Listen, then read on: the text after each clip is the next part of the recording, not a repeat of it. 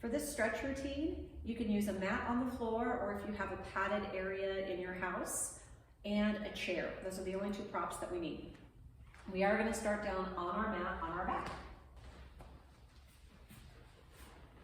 First thing I want you to do is reach your legs long, reach your arms overhead, and just pretend that this is a yawn for the body. So you're going to point the toes, you're going to hang on to your fingertips, you're just going to move gently a little bit from side to side, just waking up the connective tissue and taking a little bit of inventory of what might feel sticky or tight in your body. Then I want you to bend your knees, and you'll hug your right knee, right thigh in towards the chest. I like to grab behind my thigh so I'm not actually grabbing onto the joint. And then you extend and bend that leg. If you have greater flexibility, you're welcome to lengthen out that other leg on the floor and just extend and bend. And then find your edge, and you're going to circle the ankle 5 times one direction. The leg does not have to be completely straight, and then you'll reverse that circle 5 times. And then just hug that knee into the chest, that thigh into the chest, and switch legs. So we did start with the knees bent, so go ahead and bend both knees again. Grab your other thigh this time, the knee comes in towards the chest, and extend and bend.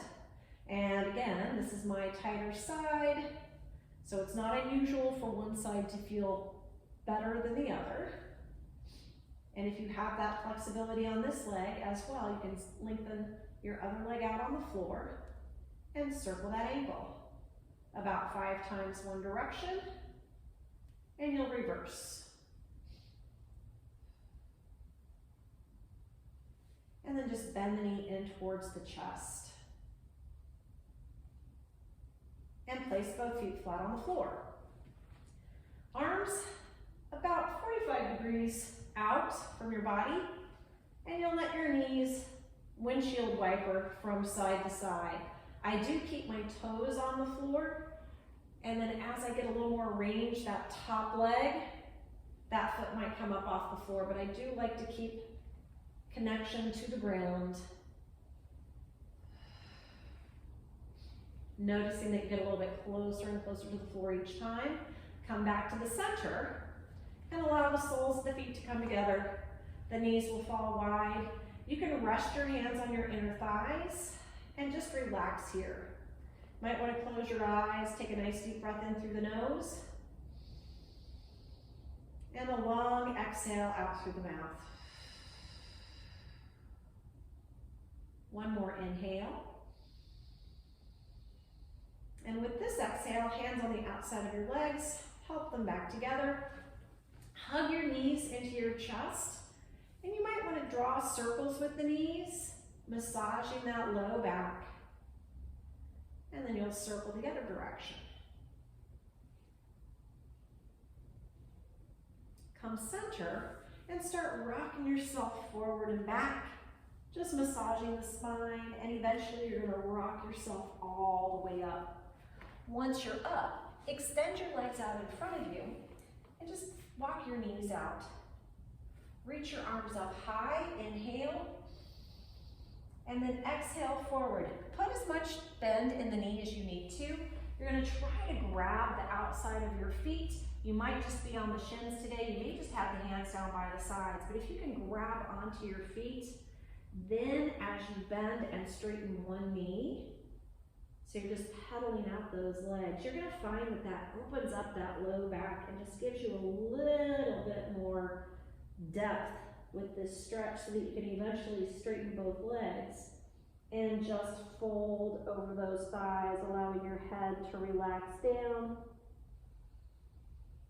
Deep breath in and a deep breath out. Slowly rolling up. And we're coming on to all fours. Hands under the shoulders, knees under the hips. Push down into your feet. Push the earth away. Let your head hang. You're in a Halloween cat position, and you'll notice that I'm wagging my tail. So I'm just shifting back and forth. That feels good to me. And then I center it out, and I go forward for a nice arch in the back, and looking forward, still keeping the belly pulling in, and then push against the earth, round the back, drop the chin, relax your forehead and your jaw. And one more time, reaching through with a nice arch. And then around the back, tuck your toes and sit back on those heels. And then I click the heels together. There's no place like home. Click, click, click. And that just stretches out the soles of the feet, the toes, and then press yourself up into an inverted V or a downward facing dog and pedal out your feet. One of the things I like to do here is I actually like to roll my foot all the way over so that the toenails are on the floor, and I just stretch the top of the foot. You don't have to do that if that doesn't feel good. I think it feels awesome. And then walk your feet in to meet your hands, or walk your hands in to meet your feet. Bend your knees as much as you need to. Grab your elbows and let your head hang. You can stay here in ragdoll. You can sway a little bit if you'd like. And then hold steady. Release your arms, shake your head no. Slowly rolling up. So your head will be the last thing to come up right here. And now you're going to grab your chair. I have a little stool, so I will be sitting on my stool. And I'm going to turn to the side first so you can see the figure 4 stretch from a seated position. Do sit up tall and then take an ankle onto the opposite thigh. You want to flex the foot that's on that thigh. You can gently press down into that knee. This may be enough stretch right here. And you just lift through the spine, reach the crown of the head, up, up, up. If you have a little bit more flexibility, reach those hands, grab onto the back end of the chair, and just lean the chest forward. Make sure you're not jutting the chin forward, but that gives you a little more stretch right here. That's where you want to feel it. And release. Other leg. Ankle on thigh, flex this foot. You can gently press down with the knee.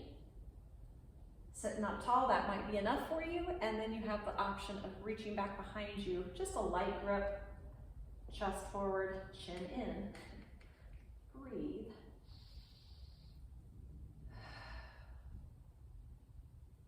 And release.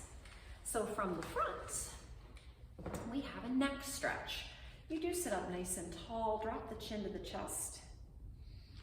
I'm taking my right ear to my right shoulder first.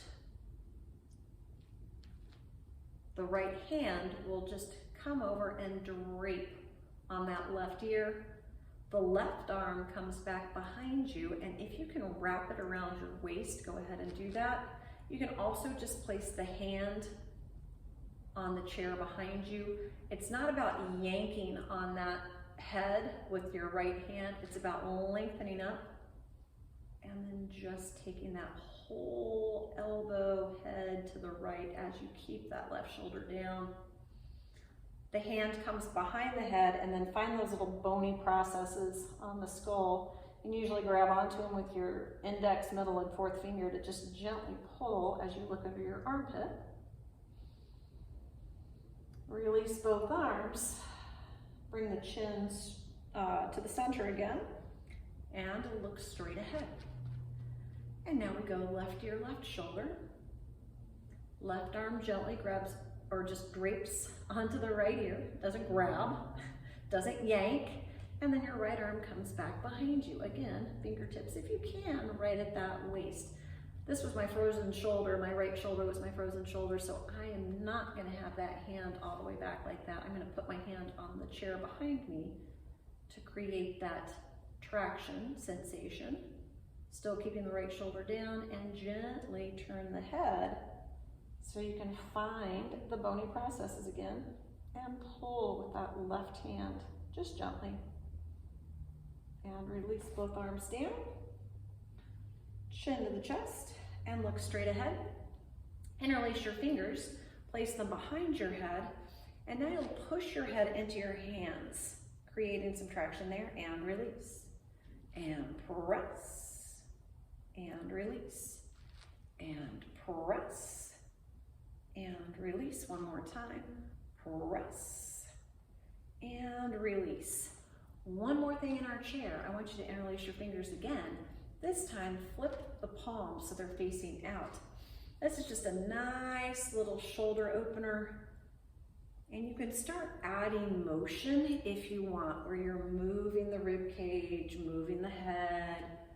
I don't want it to feel difficult or forced. And then reverse that.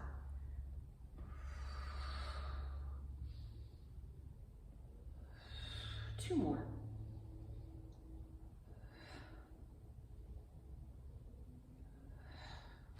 And release those arms. Get rid of your chair and just stand.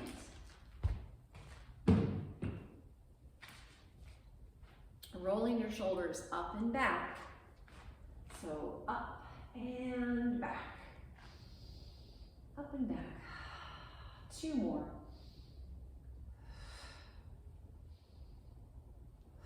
Reach your arms up to the ceiling.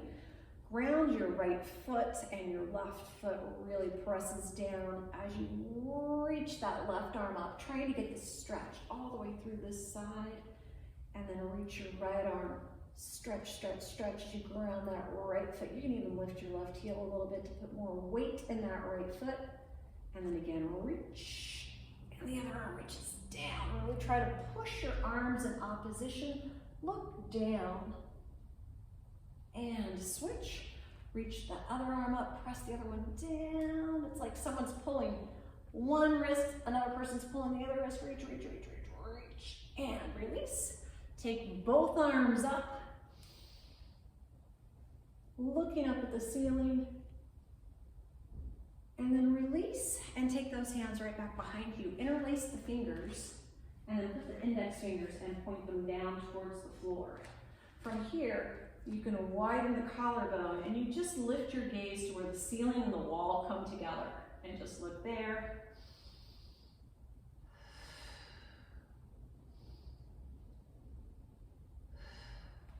And release. Take a deep breath in. Exhale out. And for your legs, this is going to be a little bit of balance, not a whole lot, but for a calf stretch, go ahead and take 1 foot forward. You do want the toes parallel and staggered. The feet are staggered. So you can bend into and place your hands on the front thigh, trying to keep that back heel down.